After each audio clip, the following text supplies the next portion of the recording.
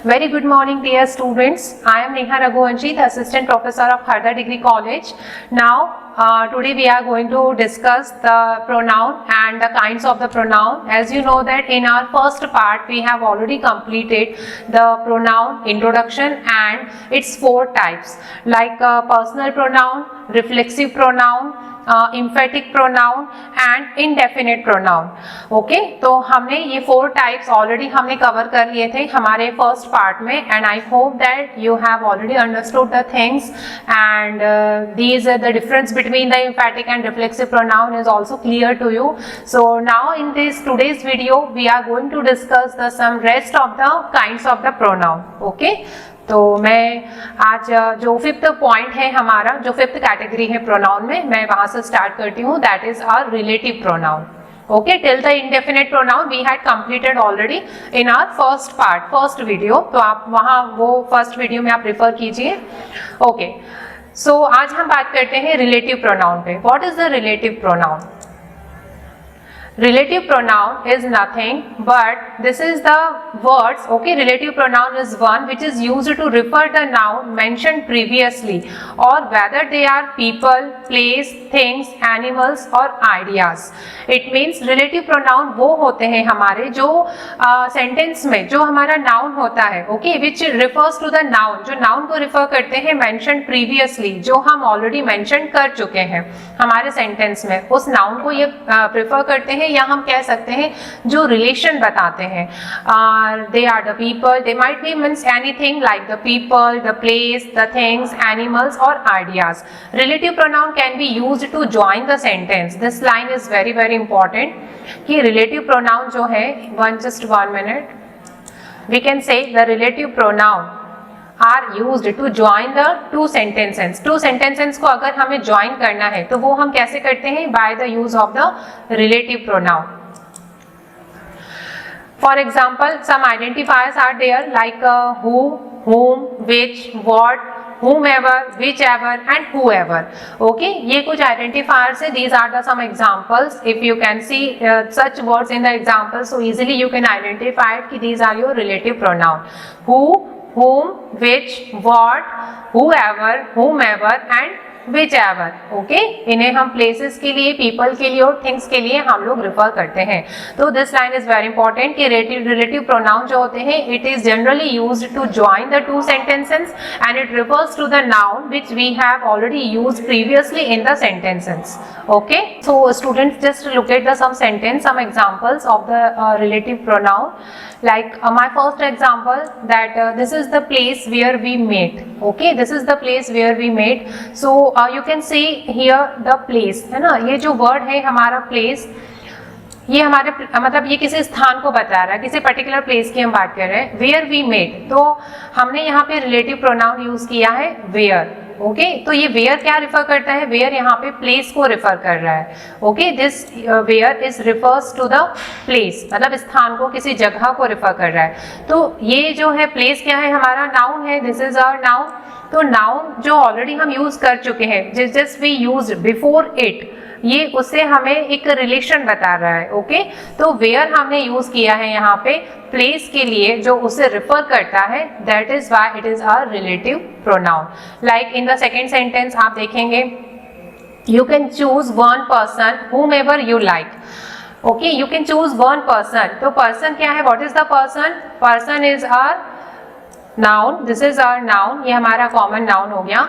whomever, तो person को refer करने के लिए हमने यहाँ पर प्रोनाउन यूज किया है whomever. ठीक है, ये जो whomever है ये हमारा प्रोनाउन है, रिलेटिव प्रोनाउन जो पर्सन को रिफर करता है.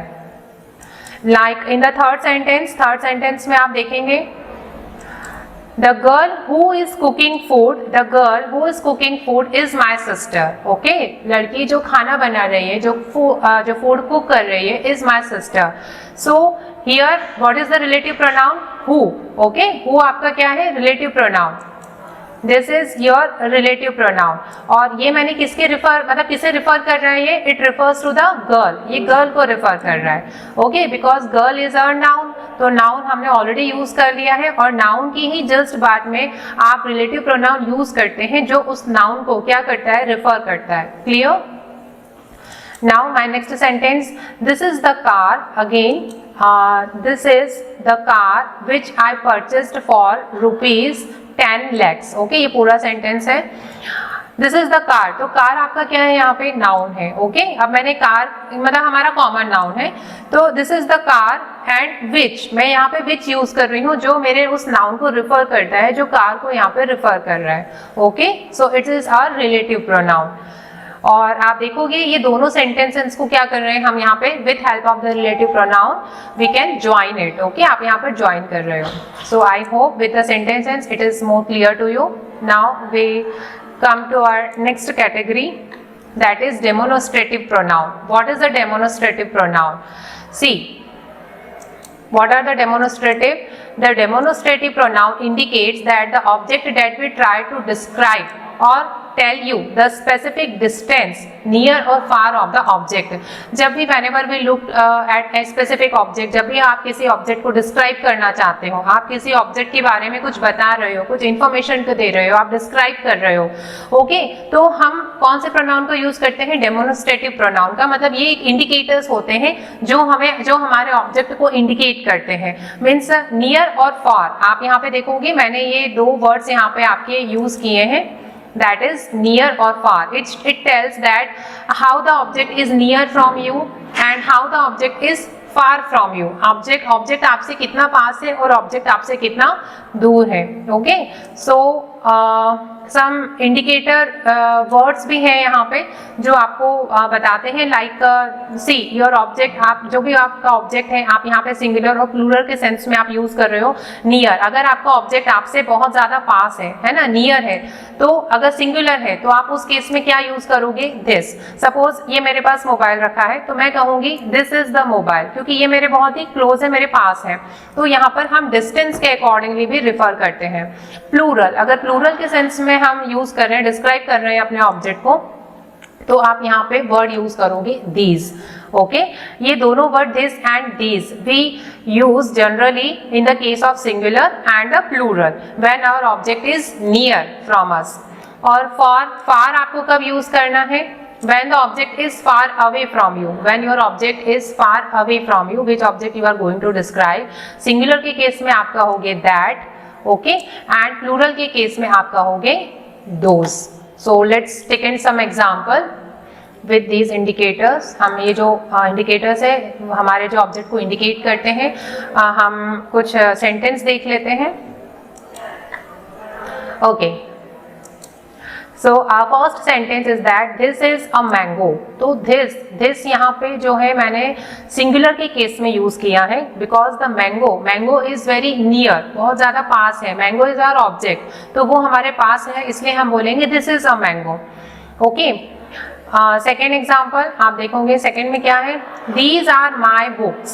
दीज आर माई बुक्स मतलब बुक्स है, मतलब प्लूरल है यानी many books are there. It might be 3, 4. Okay, we don't know how many, but many books are there. तो प्लूरल के केस में आप क्या बोलोगे? These are my books. जो आपके बुक्स को इंडिकेट कर रही है, उसे रिफर कर रही है, तो आपको दीज लगाना है. तो always be remind about the singular and the plural, कब आपको क्या यूज करना है. Now if your object is far away from you, अगर आपका ऑब्जेक्ट आपसे दूर है बट इट्स सिंगुलर, अगर वो सिंगुलर है, इन that case what you would use? तब आप यूज करोगे that is a mountain. Suppose आप कहीं जाते हैं, आप कहीं ट्रैवल करते हैं और अगर आपको कोई अच्छा सा माउंटेन दिखता है तो आप बोलोगे that is a mountain because it's singular. और यहाँ अगर बहुत सारे माउंटेन्स हैं और वो आपसे इट्स वेरी फार अवे, तो आप क्या कहोगे? Those are mountains. Okay, so singular और प्लूरल के केस में when your object is far away, you have to be use the that and those. So always remind these things. It's all about your demonstrative objective, students.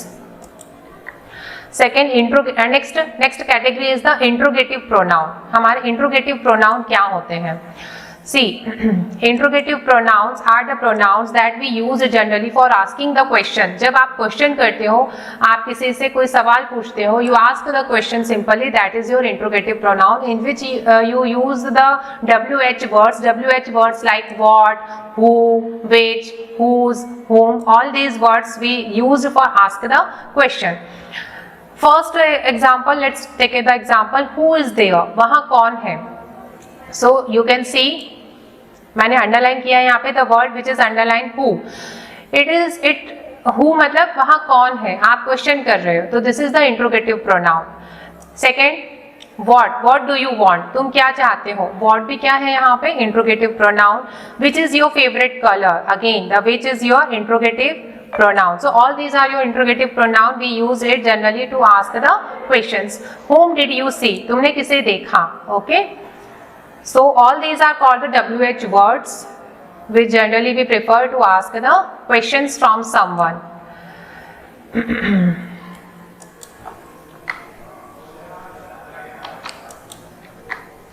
Next category is about distributive pronoun. What are the distributive pronoun, क्या होते हैं. okay, let's discuss. The distributive pronouns which refers to the person or the things one at a time, these are called the distributive pronoun. ये वो pronoun होते हैं which refers to a person or a thing one at a time. It means you have to consider it one at a time. These are the distributive pronoun and they are always singular. ये हमेशा क्या होंगे, singular होते हैं, मतलब they never be the plural. ये plural नहीं होते हैं, always it be singular. For example, neither, ठीक है, either, each, none, ये हम यूज करते हैं generally for the distributive pronoun when you are have the two option. Suppose आपके पास कोई दो ऑप्शन है और आप दोनों ऑप्शन में से आप कुछ भी सिलेक्ट नहीं करते हो, in that case you have to use the neither. Okay, तब आपको नाइदर यूज करना है. Suppose okay, that is the neither and you have the two options and you have to choose any one option, okay, between these two options. In that case you would use either. okay, so let's take some examples. Sentence with the distributive pronoun. Neither of them is a good player. What did I say? Neither of them is a good player. तो आप यहाँ देखोगे the highlighted word जो मैंने highlight किया है already. Neither of them, उनमें से कोई भी अच्छा प्लेयर नहीं है. ओके, तो हमने neither यूज किया है which denotes the distributive pronoun. I may purchase either of these two gift item. Okay, तो आपने either यूज किया, ये भी क्या है आपका distributive pronoun. Each of the students received a certificate of the completion. तो each मतलब here we consider the one student at a time. आप यहाँ पे वन स्टूडेंट कंसिडर कर रहे हो एट ए टाइम, है ना, ये आप शो कर रहे हो ईच से.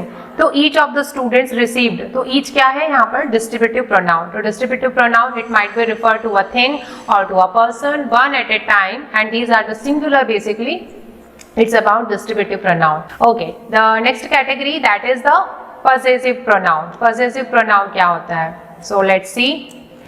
The pronoun which shows the possession, जो possession को show करता है, या ownership is called a possessive pronoun. okay, मतलब अगर कोई particular कोई thing है, कोई चीज है, तो वो thing किसे belong करती है, who is the owner of that particular thing, उसका ऑनर कौन है. ओके, मतलब इट डिनोट्स द ऑनरशिप, जो ऑनरशिप को डिनोट करती है, जो पोजीशन बताती है, कोई चीज किसे बिलोंग करती है. ओके, फॉर एग्जांपल इसके एग्जांपल्स रहेंगे my, mine, hers, yours, ours, like that. So just look at the some sentences. First sentence, that house is mine. अगर मैं कह रही हूँ that house is mine, suppose the object house है यहाँ पे और ऑब्जेक्ट इज फार अवे, और मैं बताना चाह रही हूँ कि वो घर मेरा है, तो मैं क्या प्रेफर करूँगी, that house is mine. Okay, वो मेरा है. दिस बैग इज योर्स, ये बैग किसका है, ये बैग तुम्हारा है. दोज बुक्स आर हिज, वो जो बुक्स है वो उसकी है. And this furniture is hers, ये फर्नीचर उसका है. क्लियर? तो इट शोज द पोजेशन, जो पोजेशन को शो करते हैं, जो ऑनरशिप बताते हैं, वो हमारे पोजेसिव प्रोनाउंस होते हैं. So it was all about the pronouns and its types, its kinds. I hope the things are very clear to you. So keep practicing, students, and keep learning. Or thank you so much. Thank you for listening me.